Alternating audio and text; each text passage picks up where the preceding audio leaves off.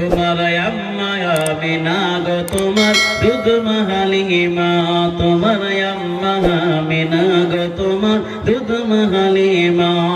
তুমি গেলে যখন মা হালিমার ঘরে,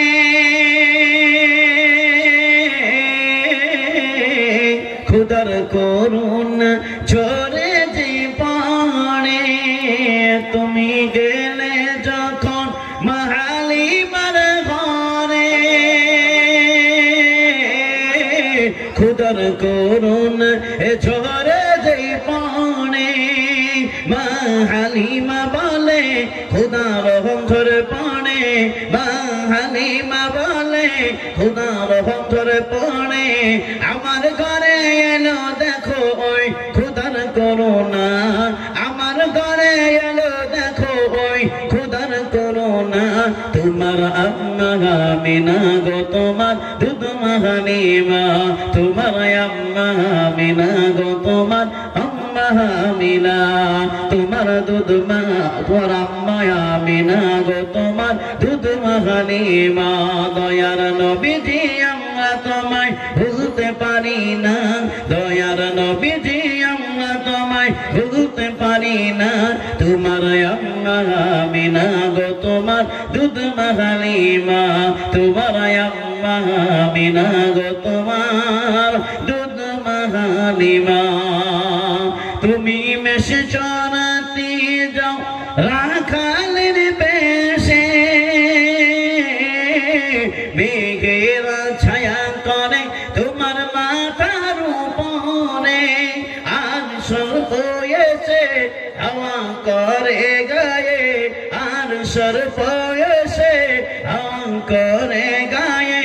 কাতর পাতর ধুলো গুনো গায় তোমার খাজানা। 500 টাকা দিয়ে দেখেন, মাশাআল্লাহ দেখেন। এইরকম বান্দা কেউ যদি থাকেন তো দিবেন ইনশাল্লাহ। আমি তাহলে 10 মিনিট বলবো ইনশাল্লাহ, যেহেতু আমি তো টার্গেট নিয়েছিলাম 2টা পর্যন্ত কিছু বলা, তারপরে মাঝে হয়তো কিছু করে দেওয়া, কিন্তু আমার সুযোগ নাই।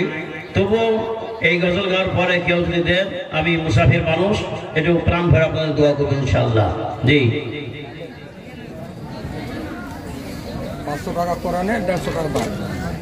500 টাকা কোরআনের জন্য 150 টাকা দাম দিয়েছে, মাশাআল্লাহ, আলহামদুলিল্লাহ, আলহামদুলিল্লাহ। রাখেন জি, আলহামদুলিল্লাহ, দোয়া করবেন ইনশাআল্লাহ। তবে কি বলছিলাম, তুমি মেশে চরাতে যাও রাখালের বেশে,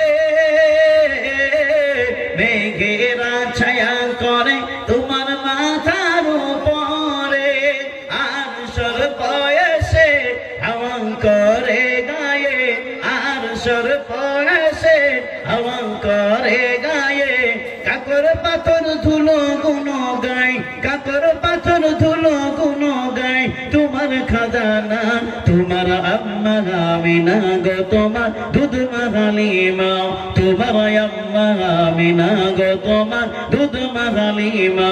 দয়ার নবীজি আমরা তোমায় ভুলতে পারি না, দয়ার নবীজি আমরা তোমায় ভুলতে পারি না। তোমার আম্মা আমিনা গো তোমার দুধ মা হালিমা, তোমার আম্মা আমিনা গো তোমার দুধ মা হালিমা। এতিম সন্তান, এখনো এতিমের কাহিনী শেষ হয় নাই, কেবলমাত্র নবীজি হালিমার ঘরে এখন অনেক বাকি। আমার ভাইয়েরা ভাবছিলাম ওই এতিমদের জন্য একটু খেয়াল রাখি। আল্লাহ রাসূল সাল্লাল্লাহু আলাইহি সাল্লামের কথার দিকে আসি। নবীজি বলেছেন দরিদ্রদের পাশে দাঁড়িয়ে থাকবে, গরিবদের পাশে দাঁড়িয়ে থাকবে, দানের হাত তোমরা বাড়িয়ে দেবে। আজকে আমি দেখেছি আপনাদের মাঝে দানের হাত কানা বাড়িয়ে দিতে, কিন্তু আজকে শেষ বেলায় আপনাদেরকে অনুরোধ করবো মসজিদের জন্য কিছু যদি আবার শেষের বেলা আমার হাতে দেন, তাহলে মুসাফির মানুষ আপনাদের জন্য প্রাণ ভরে দোয়া করতে পারি। কেননা মসজিদে কেউ যদি দান করে, 1 টাকা যদি দান করে, একটা খাম্বা যদি কেউ তৈরি করে দেয়, একটা জানলা যদি কেউ তৈরি করে দেয়, একটা পাটি যদি কেউ তৈরি করে দেয়, এক ব্যাগ সিমেন্ট পর্যন্ত কেউ যদি দিয়ে দেয়, আল্লাহ রাসূল সাল্লাল্লাহু আলাইহি সাল্লাম বলেন, মান বানা লিল্লাহি মসজিদান বানাল্লাহু লাহু বাইতান ফিল জান্নাত। ওহে দুনিয়ার মুখের মানুষেরা, কেউ যদি মসজিদের জন্য দান করে থাকো, মসজিদ গড়ে গিয়ে থাকো, মসজিদ বানিয়ে দিয়ে থাকো, খোদার কসম করে বলি, কিয়ামতের ময়দানে হাসরের মাঠে একদিন আপনার জন্য একটা সুন্দর, এইরকম একটা সুন্দর বালাখানা জান্নাতের মধ্যে তৈরি হয়ে যাবে। সুবহানাল্লাহ। তাই ভাই আপনাদেরকে আমি জবরদস্তি করতে পারবো না, যেহেতু আমার পূর্বে আদায়কারী আদায় করেছেন। তবু কেউ যদি মনে ভাবেন যে মসজিদের জন্য যতই দিবেন পুরাবে না ভাই, 1 টাকা দিলেও সেটা থাকবে, 5 টাকা দিলেও থাকবে, 500 দিলেও থাকবে। এক ভাই দিয়েছেন 500 কোরআনের জন্য, 150 টাকা দিয়েছেন একজন। সুতরাং এইভাবে যদি আমরা দিই তাহলে ওয়াজটা বাড়বে ইনশাল্লাহ। নাহলে বাংলাদেশের বক্তাকে বসে রেখে ওয়াজ করা যাবে না, যেহেতু আমাকে টাইম তো 5 মিনিট দিয়েছে। কি বলছেন? এই জন্য বলবো, যদি কেউ দান করে থাকেন এটুকু আসবো ইনশাআল্লাহ। কেননা এই দুনিয়া ছেড়ে আমরা চলে যাব, কবে যে বিদায় নিব কেউ জানি না, কখন যে চলে যাব কিছুই বুঝতে পারি না। একদিন আমাদেরকে যেতে হবে, ওই কবরের মাঝে চলে যেতে হবে ভাই। কবর আমাদেরকে বারবার ডাক দেয়, সেই কবরের কথা ভেবে, কবরের আযাবের কথা ভেবে একটু আমরা যদি আসি, কবরের কথা ভেবে একটু আমরা দান খেরাত করি, আল্লাহ রাব্বুল আলামিন সেটাই কবুল করবেন। তাই আমি একটা গজল গাইবো, শেষ গজল এটা, আর বক্তব্য দিব না। কবরের একটা গজল গেয়ে আপনাদের কাছ থেকে বিদায় নেব। বিদায় নেওয়ার পূর্বে গজলের সাথে কেউ যদি দেন তাহলে মনটা ভরে যাবে, তার জন্য প্রাণ ভরে আমি দোয়াও করবো ইনশাআল্লাহ। তাই বলি ভাই, দেখি কোন ভাই রয়েছেন।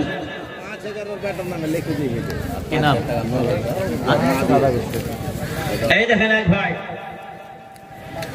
এই দেখেন আরেকটা 500 টাকা। সুবহানাল্লাহ। দেখেন 200 500 হলো ইনশাআল্লাহ। জি, চর্চা করে আসবো ইনশাআল্লাহ যদি কেউ থাকেন। জি, আরেকটা। সুবহানাল্লাহ, সুবহানাল্লাহ। নারে তাকবীর, নারে তাকবীর। আল্লাহু আকবার। 100 টাকা। জি, সুবহানাল্লাহ। দেখেন আসি, যদি কেউ থাকে চর্চা করে আসবো ইনশাআল্লাহ, দোয়া করে দেবো, চলে যাব। আবার কবে আসতে পাবো ঠিক নাই। 600 টাকা। সুবহানাল্লাহ, সুবহানাল্লাহ। মায়েরা মনে মনে ভাবছে বলবে ঠিক ছিল, আমি বুঝতে পারছি মায়েদের কথা। আনারুলের আব্বা মারা গেছে, ওর মা 10,000 টাকা দান দিয়েছে, দোয়া করবেন।